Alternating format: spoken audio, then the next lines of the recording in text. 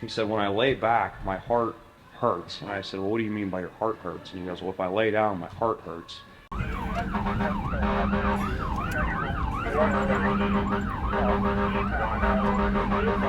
When you put your heart and soul into serving your community, you want it to make an impact.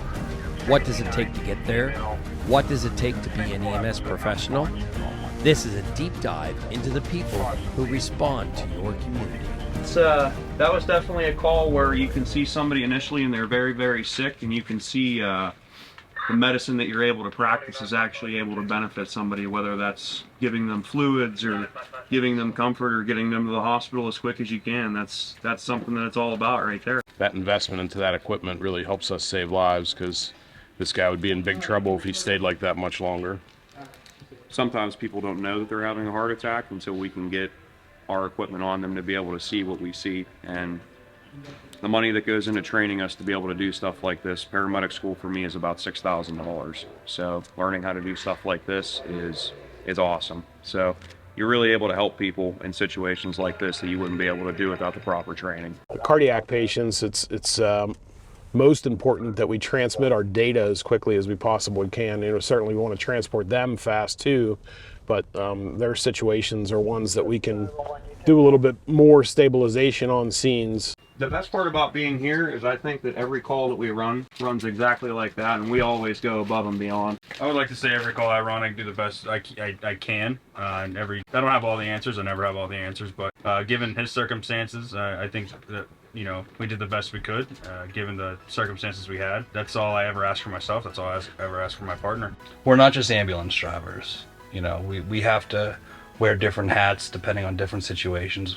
When someone calls 911, we're problem solvers. It's not just as simple as you're educated in medical stuff, but you have to be educated in rescue aspects, on extrication, on fire. There's so many different things, because you never know the situation you're going to be in. Like I said, we're not just ambulance drivers. There's a lot of education, a lot of training, a lot more that goes into it than people think.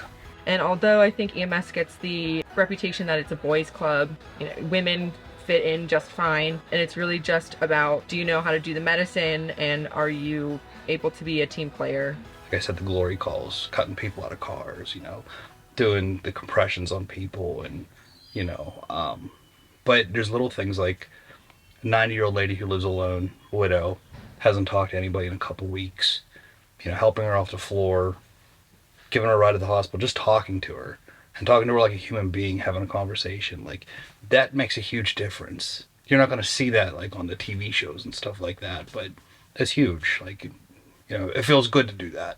Every call is different. Every day is always different. It's never the same thing, and it makes you put yourself out there, because you gotta think on your feet, you gotta problem solve, and because the environment is such a never the same thing, like the hospital or you gotta improvise. You gotta figure out how to help the patient as best as you possibly can, and get them out to get to the hospital.